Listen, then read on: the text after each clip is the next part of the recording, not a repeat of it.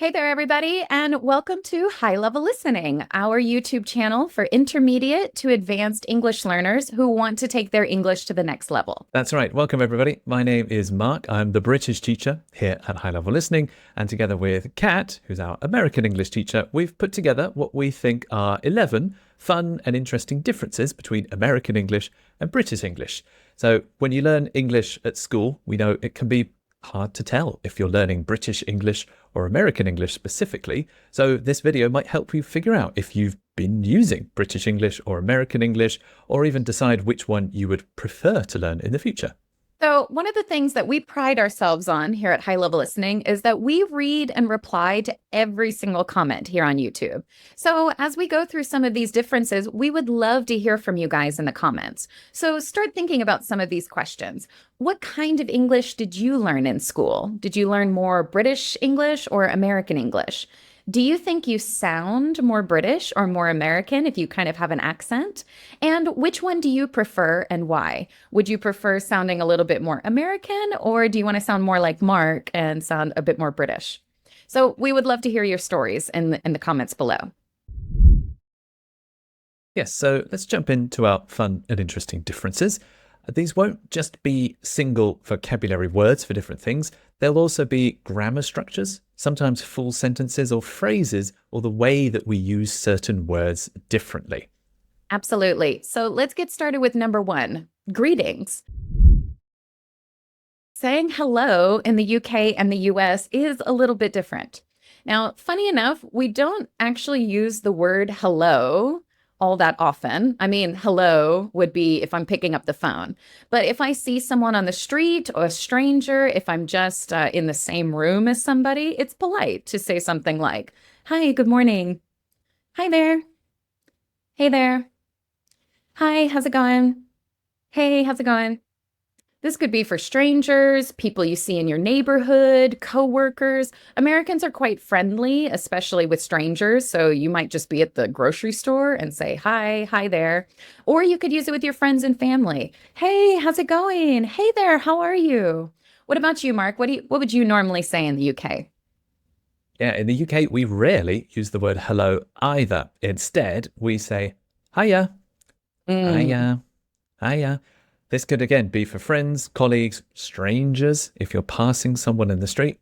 Hiya, hiya. That's one of my favorite ways to say hello in the UK. And I never see it in textbooks, but we all say, hiya, morning. I know, you never, and it's so much easier. I mean, it's so simple and you can say it to anybody. You can even take it an extra step if you want to sound really British. Instead of saying, how are you? We say, you all right? That's you. All right, you're right, hiya, you're right, is hello, how are you? And we use this again, friends, strangers, colleagues, hiya, you're right. So if you want to sound really British, those are your two new words. Hiya, you're right. Mark, could you say morning for me again? Because I think it's very American to say good morning. Hi, good morning. Hey, good morning. Morning. How would you say it? Right, so lose the good, just morning. Hiya, morning. Right? Morning. If you go to my hometown specifically, it gets a bit morning. Hiya, morning. But you don't have to go that extreme. Just okay. Hiya, morning. You all right? Okay, the next difference we have is two different words that mean the same thing. In the UK, we use all right to say how are you, but we also use all right like okay. Is it all right? Is that all right? If you are bringing something to a party, you can say, is it all right if I put this here? Meaning, is it okay if I put this here? Maybe you need to leave for work. I need to leave in 5 minutes. Is that all right? That's one of our favorite questions in the UK. Is that all right? Is Maybe that your all waiter right? is, yeah, they're putting food on your table. Like, is that all right? Or you have to leave. Is that all right? So if you need permission or help, that's your go-to phrase. Again, in a restaurant, if the waiter comes over to check on your food, is everything all right over here? Meaning, is everything okay over here?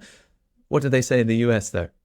That is so funny because I have been to a couple of restaurants while I was traveling in the UK. And Mark, you're totally right. Everything all right? Everything all right? Is that all right? Everything's All all right. right. And Mm. I never really thought about it, but we would say the same sentences, but we would probably use the word okay. Is that okay? Right. Is it okay if I put it here? Is everything okay? So, is that okay? Is it okay if I put this here? I need to leave in 5 minutes. Is that okay? Everything okay over here? We absolutely 100% use okay much more often than we would use the word all Right. right. That's so That's interesting. that's funny. That's something I changed when I travel to the US. I feel like I stop saying all right because they're not Mm, expecting it, and I choose okay when I go to the US to make sure instead. everyone understands me. So yeah, I changed myself. Absolutely. Absolutely.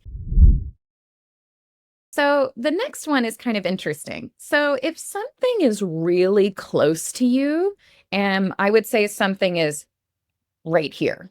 Okay, this is just right here. We tend to use the word right, and Mark in the UK would probably use the word just. Okay, so if it's very close, the store's right around the corner, meaning it is very close. It's here, just around the corner, right around the corner. She's right behind you. Whoa, okay. So very close behind you. She's right behind you. And if you're in a taxi, an Uber, a ride share, and you say, oh, right here, please, meaning stop right now, right here, right here. Yeah. Oh, right here, please. Oh, it's right here. Oh, it's right over there. So even though we're saying the word right, it means very, very close. Right. You can say this in the UK and people will understand, but we prefer to say just. Like, it's just there. Oh, where's my phone? Oh, yeah, it's just here. Or if you need help in a supermarket, like, have you seen the milk? They say, oh, yeah, it's just over there. To use cat sentences in a British way, the shop's just around the corner. Or, oh, she's just behind you. Oh. Or, again, if I'm getting out of a taxi, they might say, where do you want to stop? I say, oh, just here. Just here is fine.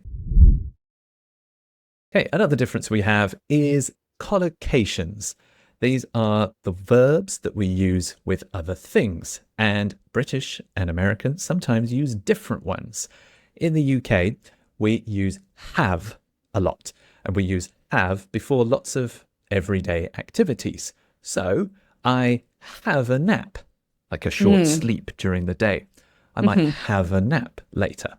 Or if you want your friend to come and check something, you can have a look. So, can you have a look at this? Or if you want to stop and rest for a bit, have a break. Let's have a break at 1. And last one, in the morning when you wake up, you go into the bathroom and you have a shower. I'm going mm-hmm. to have a shower. What would Okay. you say in the States? Would it be different? Okay, so this is kind of interesting because one of the first times I was teaching in an English language school, I was looking at the textbook thinking, I don't really say have a bath. I don't really say have a shower. I mean, you can, but I would prefer to say take. And I don't know if it's the Right. directness of American English that we're going to take it, right? We're just going to just take Mm, it. that's mine. Whereas, Yeah, right. yeah, exactly. Who knows why we do it? But if I use the same sentences, I might take a nap later. Okay? I'm a Mm, take a nap. I'm gonna take a nap, right? I'm gonna take a nap. Can you take a look at this? Take a look. Take a look is to review it or just make sure I didn't make any mistakes. Take a look. Yeah, let's take a break at 1 or something like that. Let's take a break. Let's take a break. And like I said before, take a shower, take a bath, take a nap, take a look, take a break. And isn't that kind of interesting that Mark will choose have a break, have a nap, have a shower? And I do get some questions from my students because if you grew up learning more of the British English, it does sound just a little bit off. It's not wrong. We 100% understand what you're saying, but we don't know why. It just feels a little off because we often use the word take. mm. Brits love using have, where have a little bit of Mm-hmm. lunch, have a little Uh-huh. game, have a little drink, have a coffee. I think we Yeah. use Uh-huh. have for almost everything.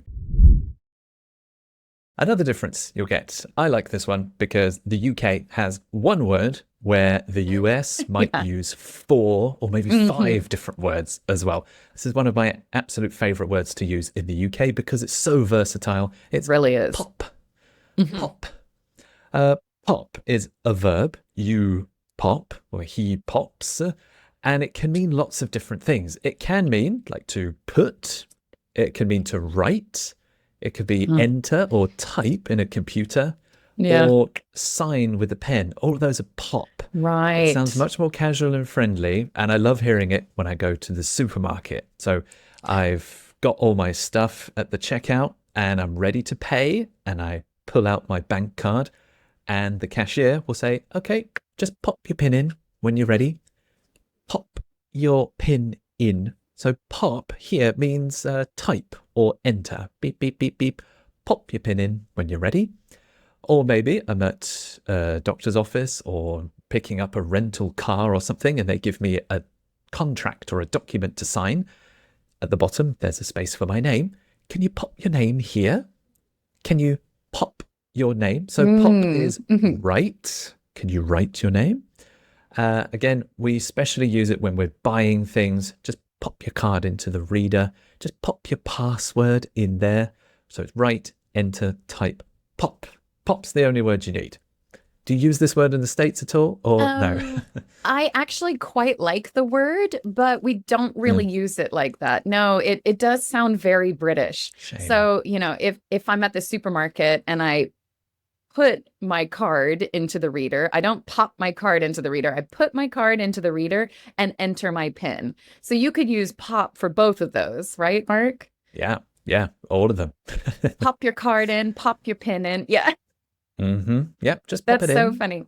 But you're right. We do use different verbs for a lot of these. So put your card in, enter your PIN, sign your name. We also use it for fill out the information. So we would have to say fill it out. And what would you say, Mark, if you're going to fill out some information?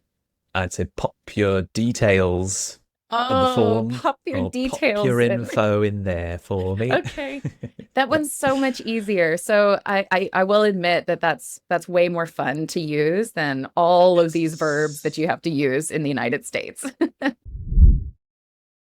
Okay, so the next one, and I get this question a lot from students, a bit versus a little. Okay. Now, it's not that we don't use these ones or that the UK only uses a bit and Americans only use a little. It's just that they tend to use it more often. So Brits tend to use a bit and Americans often use a little or a little bit. A little bit. It just depends on how much it is. So a couple of examples. Can you move it a little to the left? Move it a little to the left. It's a little cold today. Yeah, it's a little cold today. Or when we talk about food, do you want a little bit of cake? Like a tiny bit of cake, a little bit of cake. So we actually use these words together.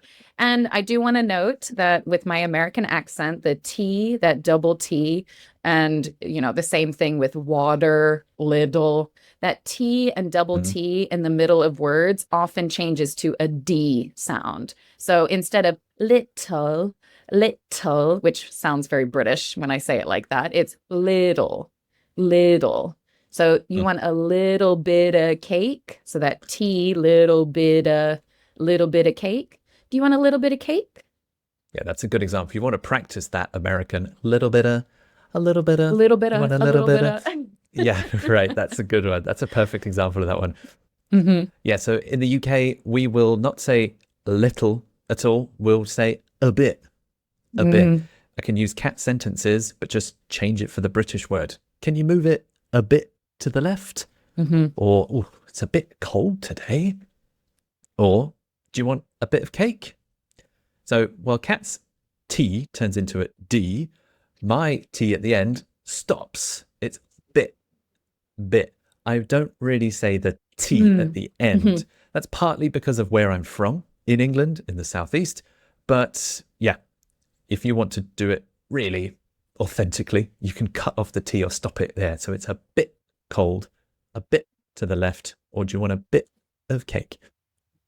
So would you say like a bit of, or would you connect the bit and of?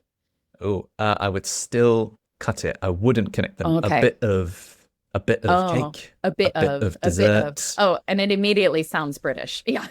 Right. Okay. Yeah. You So, stop that T. yeah, Instant that's cool. British. Yeah. Another difference we've got between the US and the UK is when we use phrasal verbs, and we actually use a different preposition. In the UK, we would say about. About is usually with phrasal verbs when we're doing something fun with no plan, just spending time. So in England, we'd say hanging about, means just spending time doing nothing. So we were hanging about all afternoon. Or if someone's being a little bit silly, messing about, like he's always messing about in class, and it's kind of annoying. One of my favorite phrases is faffing about. In England, if you're faffing about, then you're wasting time. You're not doing what you're supposed to be doing. So stop faffing about and get ready. We have to go to school. So in the UK, we use about with these phrasal verbs. What do they say in the US? So we definitely don't use the phrase faffing about. That is one of the most British phrases I've ever heard. One of my But favorites. just Yeah. like Mark said, we're probably going to use the word around instead of about. So hanging around, messing around. They were hanging around all afternoon. He's always messing around in class. I think, yeah, he's wasting time, not doing his work. He's just messing around. And where Mark used faffing about, I would still use messing around. Yes, stop messing around and get ready. So if you're talking to your kids and you want to use some English with them, stop messing around, get ready, come on. Okay, when I was reading some of these examples, I felt like this was very American. The word so nice, so good, so tired. I mean, immediately American, right? Yeah, right. That gets a flag. Yeah. Now, of course, we do use the word really, but I actually don't use the word very too often. I would probably choose the word so. Yeah, me So neither. when I use the word so, he's so nice. That movie was so good. I'm so tired today. This food is so nice. This food is really good. This food is really nice. This food is so good. This food is so nice. So we do use the word really, but I think for most Brits, you would not use the word so. Is that right, Mark? Yeah, only if I'm making fun of you. It's like, oh my God, it's so Okay. good. It's so yeah. good. If you ask any British person to do an American accent, they'll probably do like a Cali girl, California thing. They're like, it's so It's awesome. so nice. Yeah, exactly. So Okay. in the UK, when we want to show emphasis, also we don't say very, very much. We say Yeah. really, really. And you want to sound Really? really British, make it really long. Really stress it too. Oh, he's really nice. Oh, yeah, that film was really good. Or if you're a bit sleepy, you're tired, "Oh, I'm really tired today." Or if you're eating something, yeah, this food's really nice. So really, you have to kind of smile when you say it. It's a long E sound. Yeah, Yeah. that's really nice. So we would do the same thing, but with so. He's so nice. This is so good. But I kind of want to talk about the way that we say really. Because if I'm honest, I don't really say really, because I feel like that's more of the British way, really nice. Because I would probably say it with more of a short I sound and it's much faster. Really, really, really nice. And instead of saying really nice, I would probably say really, really. Oh, he's really, really nice. Right. The trick, if you want to make the E sound, I put my finger on my cheek, and then if I say really, my finger goes up. Your cheek muscles push them up. So really, the food is really nice. So you can test yourself if you're doing it right with this trick. Okay, another difference. This is quite a big one, and you might know this one already. If you want to say, I have it, you can say that, but a British person will more often say, I've got. I've got it. This is 3 words. I have got. I've got. So if you talk about your family, yeah, I've got 2 sisters. I have 2 sisters. Or I'm thinking, oh, I've got an idea. It also extends to questions. Instead of saying, do you have a pen? Say, sorry, have you got a pen? Have you got a pen? Have you got 50p? Have you got a moment? We more often use this in the UK. Have you got? I don't know if it's more traditional, it's just the way everyone else talks. So you pick it up as a child, and that's how you talk. Does that sound very, very British to you? I wouldn't say it's like if I read that sentence, I wouldn't immediately say, oh, that's British. But I think that a lot of Americans tend to do a little bit of the simpler one instead. So when I see the words, have you got any brothers or sisters? And I'm teaching a class of 10-year-olds and 11-year-olds and their beginner English.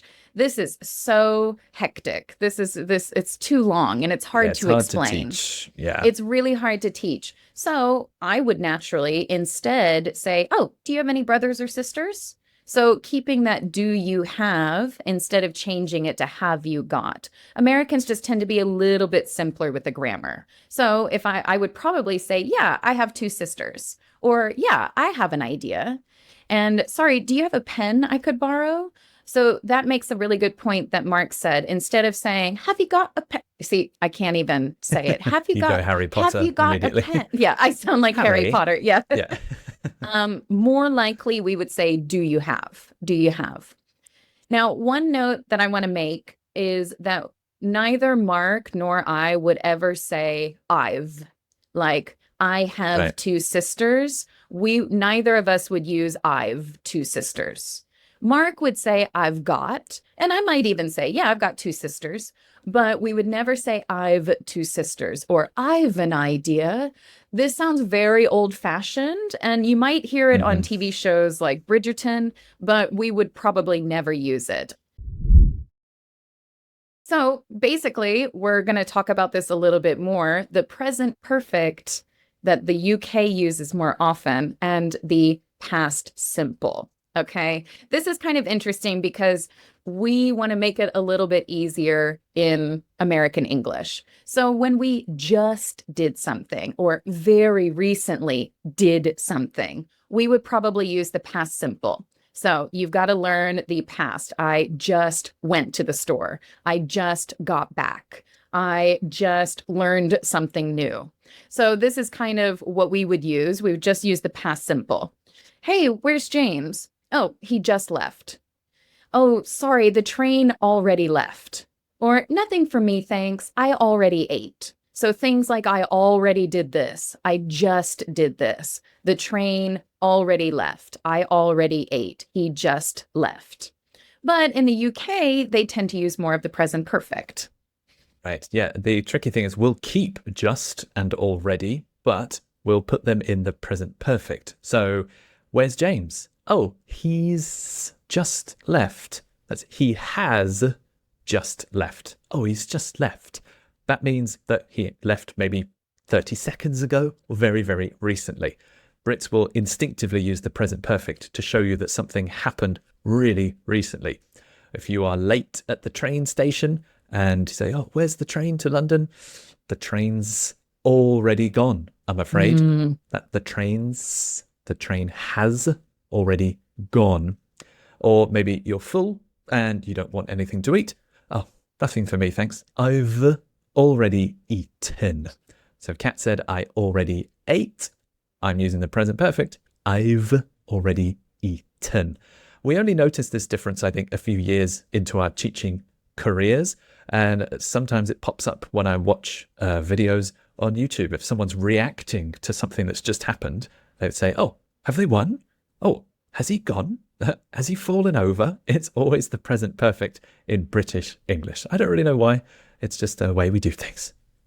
And to say on kind of my version, oh, did he fall down? Oh, did he just lose? Oh, no, did we just lose the game? So have we just lost would be your initial reaction. But I would say, did we just lose? What? Are you serious? Right. Our very last British-American difference, I think we've saved one of the best ones, but also maybe the most difficult ones for the end. In the UK, we really like to use things called question tags. That's the official name for these little extra phrases at the ends of opinions and sentences, and they're to help the conversation continue. And I don't hear these nearly as often in the US. So if I'm talking to you about the weather, I might say, oh, wow, it's a bit cold today, isn't it? It's a bit cold today, isn't it? Isn't it is the question tag. Isn't it is like a mini question, like, right? Do you agree? Do you think it's cold too? And we use this to just keep the conversation going. And we do it all the time. We don't even expect an answer always. We just do it just to say it because it's often a bit more friendly. And so, I might just nod my head like, yeah. So, wow, it's a bit cold today, isn't it? Isn't it's the question tag. Another example, if we're doing a test or a difficult grammar example, yeah, it's not easy, is it? It's not easy, is it? Is it is the question tag. One more example, if we're talking about holidays or traveling. You've been to Greece, haven't you? You've been to Greece, haven't you? So I'm genuinely asking there, so that one does go up. But yeah, these question tags are the last two words of a question to keep things going. We could do a whole video on the grammar of question tags because it's surprisingly complicated. But if you go to the UK, just be ready to hear them a lot. Or you can just do the American thing and use huh or right. Right. Now, it is That's kind the of funny classic. because Mark was changing things up. Okay, it's cold today, isn't it?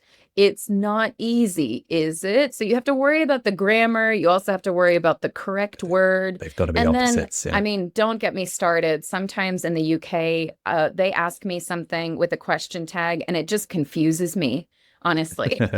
Right. The last So thing I you was hear is like, wouldn't it? And you're like, wait, am I yes, supposed to no? say yes or am I supposed to say Yeah. no? I'm not really sure. But I mean, remember that these things aren't really always meant to have an answer. It just nod in agreement.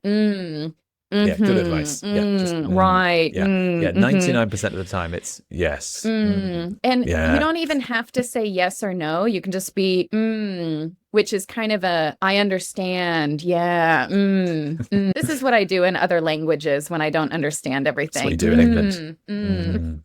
Just pretend. But like in American English, we can use huh and right. And it's not rude. It's just the way that we talk, and it's a little bit easier. You don't have to worry about what the sentence question is. You don't have to worry about positive or negative. So I could say, wow, it's cold today, huh? Ooh, it's cold today, huh? It's cold today, right? It means the same thing. Yeah, it's not easy, right? It's not easy, huh? So I have a negative sentence and a positive sentence, but I could use huh or right. You've been to Greece before, right? Now, this one, I'm pretty sure I know the answer. You've been to Greece before, right? So I probably wouldn't use the word huh there. You've been to Greece before, huh? That sounds weird, right? So yeah. I'm pretty sure about this. You've been to Greece, right? Wait, am I right? That's more of like, am I right in saying that? Yeah, you've been to Greece Right. before, It's right? funny because huh is such a, it's hard for me to even say, huh? It's Really? cold today. Huh? I feel like I have to change my accent and make it just a new noise that's not Cold in today, my... huh? Yeah, Cold today, huh? Cold day. Huh? Yeah, it just sounds really nasally when I do it. And it's just something I would never do, never you hear. could go with the more Canadian, and instead of saying huh, you would say more of an A. That's kind of where the typical Canadian sound comes from as well. Cold today, eh? So which one do you like? Which one do you like, Mark? I prefer the Canadian one, but I would use neither of them. I will keep my question tags and I will keep my complicated, you can use the word right. fancy grammar. You can use the word right. Anyway, for our students, it's a little bit easier if you want to go for it. Okay, so there you go, everybody. Some fun differences between American and British English, so you can more easily tell the difference between the two. Yeah, so let us know which English sounds more like you. Do you find yourself using more American phrases like Kat's examples, or were they more British ones like mine? And again, tell us, what kind of English did you learn in school? Did you hear these phrases from textbooks or in your classes? Do you prefer one style over the other, and why? Absolutely. Let us know in the comments. We read and reply to every single one here on YouTube. So it's a really great chance to get in touch with us and ask us questions about English language and the culture. Yes, please do. And if you like this kind of side-by-side American British English classes, then you should also join us on Mondays here, because every week we make a vocabulary podcast talking about everyday topics in British and American English. We talk about the language, different cultures sometimes as well. We argue about which one is better, which one makes more sense. And generally, yeah, we have a lot of fun with it. So please consider subscribing and checking out our other videos here on High Level Listening. Thank you so much, everybody, for watching. We will see you very soon for another episode here on High Level Listening. Bye, everybody. Thank you. Bye.